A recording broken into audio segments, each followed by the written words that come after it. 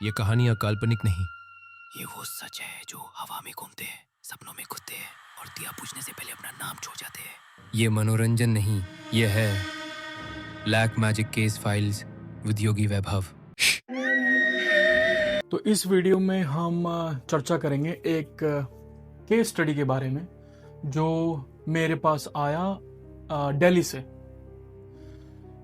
दिल्ली में एक परिवार बहुत ही दिक्कतों से गुजर रहा था और इन्हें मेरे बारे में किसी ने दिल्ली में ही बताया कि एक भैया हैं जो पैरानॉर्मल एक्टिविटीज़ से काम करते हैं और ये आपकी सारी परेशानियां दूर कर देंगे। तो इस बच्चे का मेरे पास फ़ोन आया। अब ये जो केस स्टडी है, जो स्टोरी है, हम डिटेल में सुनेंगे और ये बहुत ही एक इंटरेस्टिंग केस है जिसमें आपको बहुत जानकारी और समझने का मौका मिलेगा कि एक्चुअल में होता क्या है। कभी कभी ग्रहों की ऐसी दशा हो जाती है कि जाने अनजाने में नकारात्मक ऊर्जा, प्रेत आत्मा आपके घर में कदम डाल ही देती है। चलिए इस केस के बारे में बात करते हैं। तो जब इस बच्ची का मेरे पास फ़ोन आया तो इनके घर में हड़कंप मचा हुआ था। ना ये सो पा रहे थे, ना कुछ कर पा रहे थे। कंडीशंस इतनी ख़राब थी कि इनका बिजनेस डाउन जाने लगा और इस बच्ची के दोनों पेरेंट्स डॉक्टर्स हैं। So they are doctors, they are still contacting me, see that. वो जानते थे कि ये पैरानॉर्मल समस्या है और इसी करके उन्होंने मेरे को कांटेक्ट किया। तो हुआ क्या, अब स्टोरी सुनिए। इनके दोनों पेरेंट्स, जैसे मैंने बताया कि डॉक्टर्स हैं, तो इनके दोनों पेरेंट्स, इस बच्चे के पेरेंट को हैबिट थी कि सुबह सुबह उठ के सैर करने जाते थे।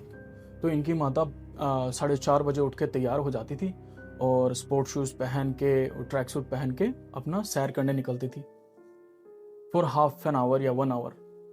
तो क्या हुआ, तभी कहते हैं कि सुबह सुबह या जब भोर होती है या अंधेरी रात होती है तो परफ्यूम और जो भी ऐसी क्या कहते हैं खुशबूदार चीज़ें होती हैं वो लगाकर बाहर ऐसे स्थान पे ना जाएं जहां नकारात्मक ऊर्जा रहती है।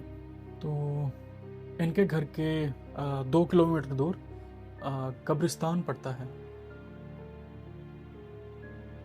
तो जब ये सैर करने वहाँ से जाने लगी तो जाते जाते इनके जो शू लेसेस होते हैं वो खुल गए।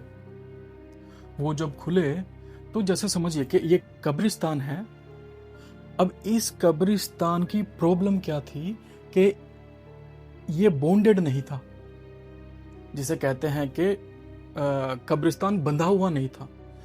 अब बंधा ना होने के कारण से होता क्या है कि जो नकारात्मक ऊर्जा वहाँ पे है, जो आत्माएं, प्रेत आत्माएं वहाँ पे हैं कब्रिस्तान में, जिनकी मुक्ति नहीं हुई है, तो वो वहीं पे बैठी रहती हैं और वो कहीं भी आ जा सकती हैं।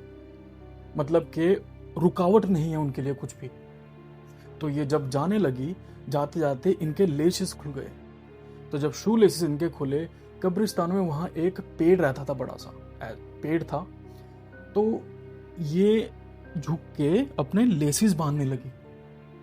तो जब ये लेसेस बांधने लगी तो उस पेड़ पर एक रहती थी चुड़ैल। आप मानेंगे नहीं, एक चुड़ैल रहती थी। तो जैसे ये लेसेस बांधने लगी, उस चुड़ैल को लगा, अब वो आकर्षित कैसे हो गई चुड़ैल इनसे आकर्षित इस करके हो गई क्योंकि एक तो उन्होंने परफ्यूम लगा रखा था। जैसे उस चुड़ैल की आकर्षण इन पर पड़ा और ये लेसेस बांधने लगी, तो उस चुड़ैल की जो इम्पल्स मेमोरी थी, उस चुड़ैल की इम्पल्स मेमोरी ये हो गई कि ये जो औरत है वो मेरे को आवाहन कर रही है, वो मेरे सामने बो कर रही है कि आप मेरे साथ चलिए। उस चुड़ैल को ये इंडिकेशन मिला। तो ठीक है, फिर ये आगे चलती रही कब्रिस्तान से, बट वो चुड़ैल इनके पीछे पीछे लग चुकी थी।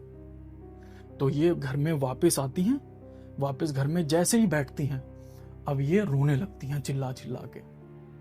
अब जब ये रोने लगती हैं तो घर वाले इनके सारे परेशान हो जाते हैं कि क्या हुआ, ये तो अच्छी तरह सुबह अपना मॉर्निंग वॉक करने गई थी अपने मतलब मेरे साथ, इनका पति कहता है, और ये आके अजीब से व्यवहार करने लगी, चिल्लाने लगी, रोने लगी। तो 1-2 घंटे तक वो रोई, उसके बाद चुप हो गई। चुप होने के बाद उस दिन के बाद उस चुड़ैल के कदम इनके घर में पड़ चुके थे। उसके बाद जो इनके घर में होना शुरू हुआ, आप बिलीव नहीं करेंगे। इनकी बच्ची को, एक इनका बेटा है उसे, और दोनों पेरेंट को, इन्हें घर में साया दिखने लगा इस चुड़ैल का। साया दिखने लगा मतलब कि ये जब घर में सो जाते थे तो इन्हें चलते हुए साया दिखने लगा इस चुड़ैल का, क्योंकि ये चुड़ैल बहुत डोमिनेंट हो गई थी इनके घर में। अब जब ये पूजा करने बैठे तो इन्हें आवाज सुनाई दे छन छन की। जब ये घर में कुछ भी करें, घर में पूजा ना कर पाए तो जैसी पूजा करें तो इनकी मूर्ति गिर जाए।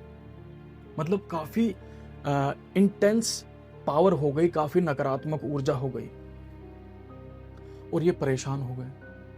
तो मेरे पास इस बच्चे का फोन आया कि भैया ऐसे ऐसे करके कुछ हमें समझ नहीं आ रहा, बट हमें इतना पता है कि कुछ पैरानॉर्मल एक्टिविटीज घर में हो रही हैं, और हमें हम सभी को रात को सोते हुए डर लगता है, और हमें समझ नहीं आता कि हम करें क्या।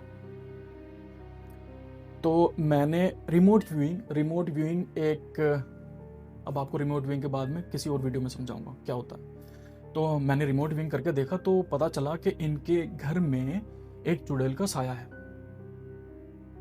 बहुत विजिबल था। मैंने इस बच्चे को सब कुछ बताना शुरू कर दिया, और ये बच्ची शॉक हो गई कि भैया आपको ये सब बातें कैसे पता है। ऑब्वियसली पता चल जाती हैं।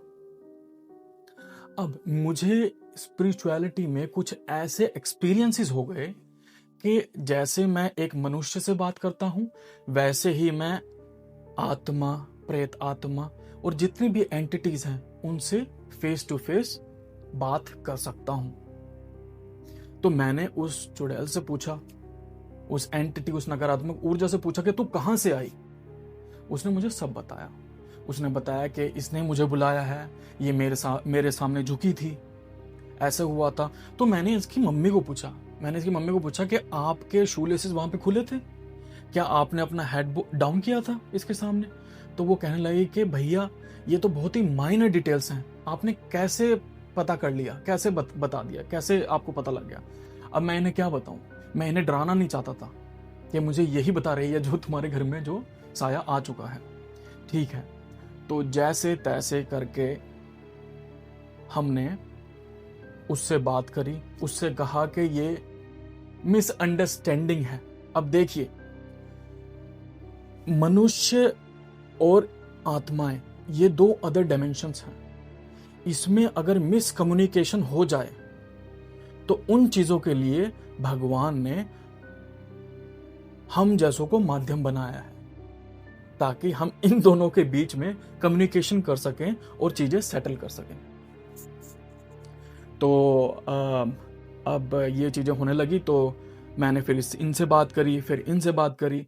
जब दोनों पार्टियां जो हैं वो निश्चिंत हो गई, सेटिस्फाई हो गई, तो वो साया इनके घर से चला गया। ठीक है जी, बोलिए जय श्री कृष्ण, बोलिए जय शिव शंकर, बोलिए जय महादेव।